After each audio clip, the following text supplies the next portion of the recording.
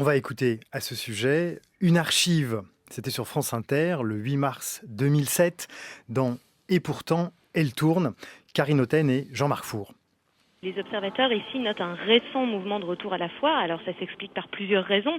D'abord, ça comble le vide idéologique laissé vacant par le communisme. Mais il y a d'autres hypothèses. Des prêtres catholiques expliquent que tout simplement dans les campagnes, là où le parti démissionne de son aide aux particuliers, ce sont les associations caritatives liées à l'Église qui se substituent. Et il y a un phénomène récent très intéressant. De plus en plus d'élites sont attirées par le protestantisme. Alors ces intellectuels expliquent qu'ils se convertissent car dans un contexte de perte de valeur, avec une Chine qui évolue à deux vitesses, la religion leur donne un cadre. Et puis ça se double d'une relative libéralisation. Bien que le régime demeure communiste, il y a une tolérance croissante du pouvoir vis-à-vis des religions. Oui, alors il faut savoir qu'à l'origine, le régime chinois, bien que communiste, affirmait déjà que la liberté religieuse serait respectée, même si dans les faits, on sait qu'il en a été tout autre. Mais depuis l'ouverture du début des années 80, on assiste à cette relative libéralisation. En fait, c'est plus pour des raisons diplomatiques, se rapprocher des pays musulmans par exemple, ou économiques, promouvoir un tourisme religieux, que les autorités ont assoupli les règles. De toute façon, en fait, les cultes publics sont très encadrés. Les 5 grandes religions officielles, c'est-à-dire le bouddhisme, le taoïsme, l'islam, le protestantisme et le catholicisme, s'organisent sous la tutelle d'associations religieuses, elles-mêmes liées directement au parti. Et ces associations, en fait, doivent promouvoir des formes de religion compatibles avec les idéaux du parti et surtout doivent être indépendantes de tout organisme religieux international. C'est pour cela qu'on a assisté à des créations d'églises souterraines chez les protestants ou les catholiques, par exemple. On peut dire qu'il y a toujours eu plus de tolérance pour l'islam. Depuis la fin des années 80, par exemple, les pèlerinages à la Mecque ont été à nouveau autorisés, alors que pour les catholiques, les pèlerinages à l'étranger ont été autorisés depuis 3 ans seulement. 14h30, vous êtes bien sur France Culture dans l'émission Planète Terre. Nous parlons aujourd'hui de l'espace des religions au XXIe siècle avec Olivier Bobineau et Frédéric Dejean. Frédéric Dejean, donc on vient d'évoquer dans cette archive de 2007 donc la place des religions en République populaire de Chine. Est-ce que pour vous, c'est représentatif, disons, des liens qui peuvent exister au XXIe siècle et peut-être depuis, disons, les années 60, entre le religieux et le politique? Mais oui, alors surtout là, ce qu'on entendait me faisait penser à d'autres cas et dans des contextes culturels très différents. Par exemple? Par exemple, Olivier a évoqué le cas africain. C'est vrai qu'il a évoqué le Nigeria et le Ghana, qui sont 2 pays aujourd'hui qui sont dotés d'églises pentecôtistes dans une version charismatique extrêmement puissante. Et aujourd'hui, ce qu'on appelle des grandes églises transnationales, c'est-à-dire des églises qui sont créées dans ces pays, sont présents à travers le monde à la faveur des réseaux de migration internationale.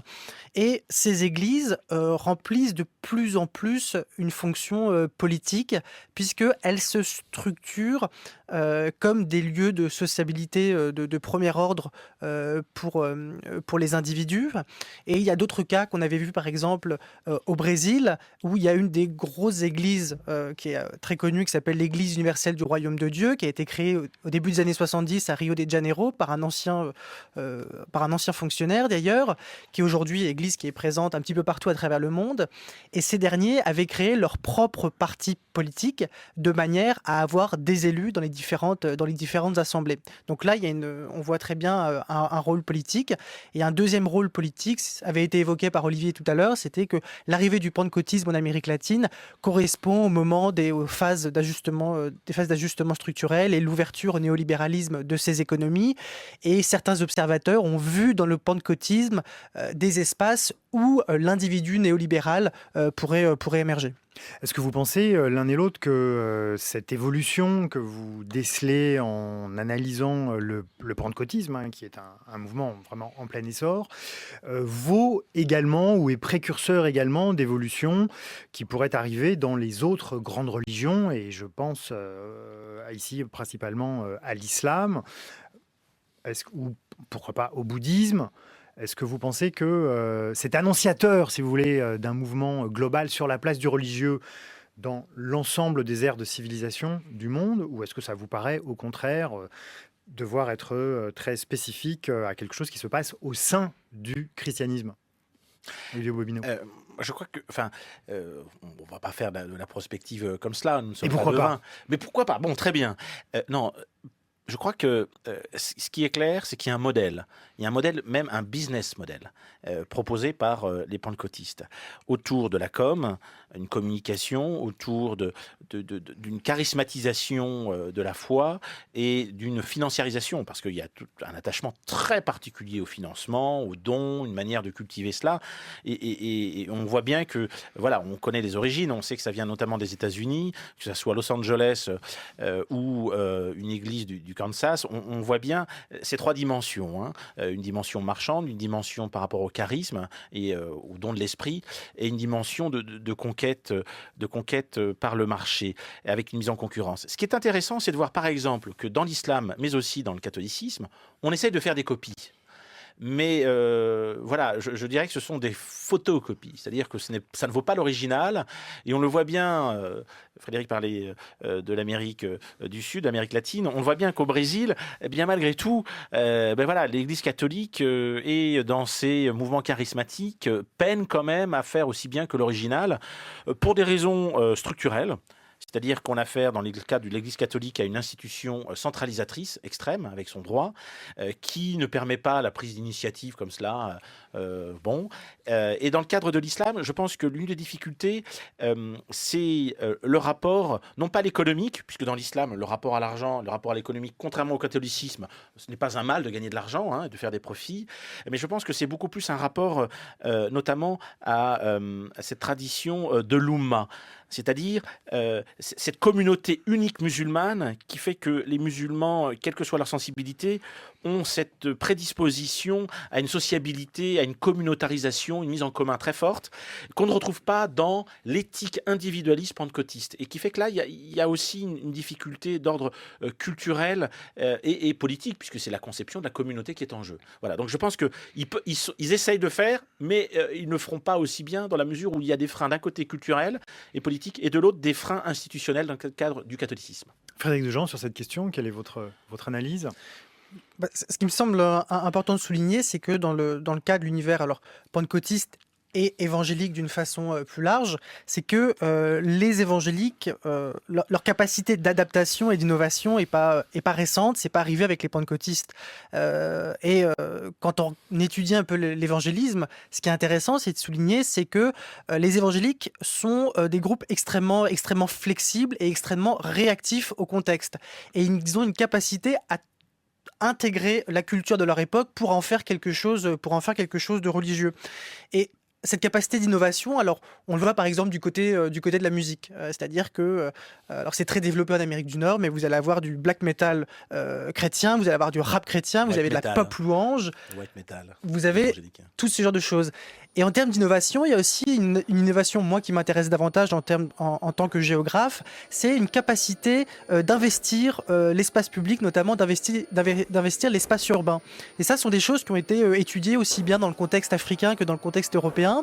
Et je vais prendre un exemple, c'est par exemple quelque chose qu'on voit émerger à Paris depuis quelques années, qui s'appelle la Marche pour Jésus.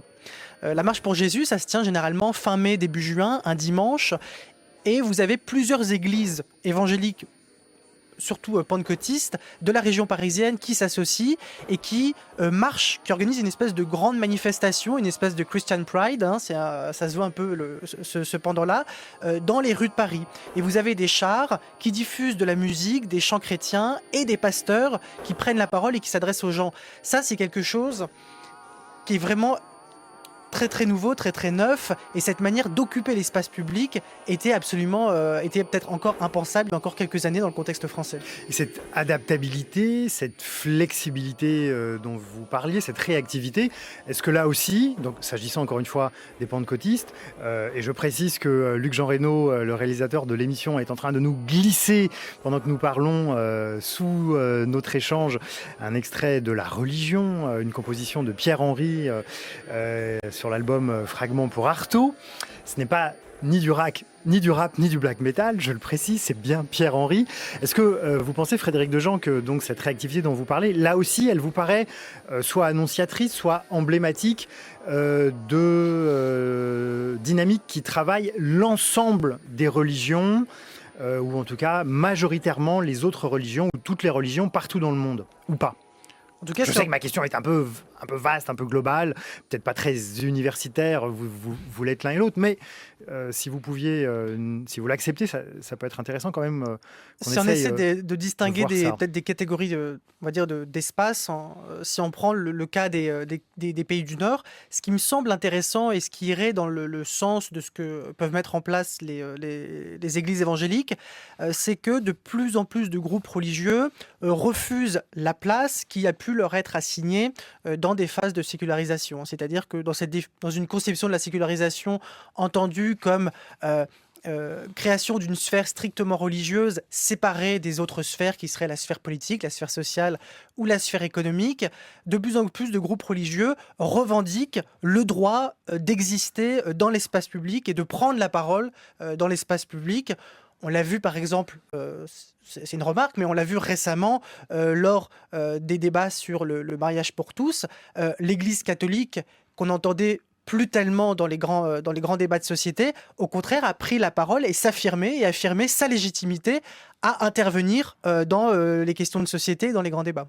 Donc en fait, si je vous entends bien, il ne faudrait pas que nous confondions cette revendication à pouvoir exister dans l'espace public lorsqu'on est adepte d'une religion quelle qu'elle soit. Il ne faudrait pas qu'on confonde ça avec, disons, une volonté un peu hégémonique de vouloir soumettre l'espace public aux religieux. Est-ce que j'ai bien compris ce que vous indiquiez? Oui, c'est exactement ça. Et on en voit par exemple, je vais prendre un exemple pour illustrer cette idée. C'est un exemple qui se situe à Montréal, dans le quartier d'Outremont, qui est un quartier habité par un groupe de juifs ultra-orthodoxes qu'on appelle les hassidiques. Et les hassidiques ont mis en place ce qu'on appelle l'hérouve, qui est un fil qui est tendu entre les rues et qui permet de délimiter un espace au sein duquel, au moment du sabbat, les juifs ultra-orthodoxes peuvent sortir de chez eux pour transporter un certain nombre de choses, comme pousser une poussette ou transporter des plats. Et donc, les rouves témoignent d'une manière de privatiser l'espace public. Pour certains résidents du quartier Outremont, c'est très mal vécu parce que la présence de l'hérouve et cette volonté des communautés hassidiques de privatiser symboliquement l'espace public, c'est aussi une manière de vouloir soumettre l'espace public à une logique religieuse. Mais ce que disent les hassidiques, c'est que c'est pas du tout ça, c'est simplement pour eux, pour leur permettre un certain nombre d'activités. Mais on voit bien ici les doubles interprétations qui peuvent être en concurrence et les malentendus qui entrent en concurrence. Oui. Ça serait ça, Olivier Bobineau, l'époque post-sécularisation,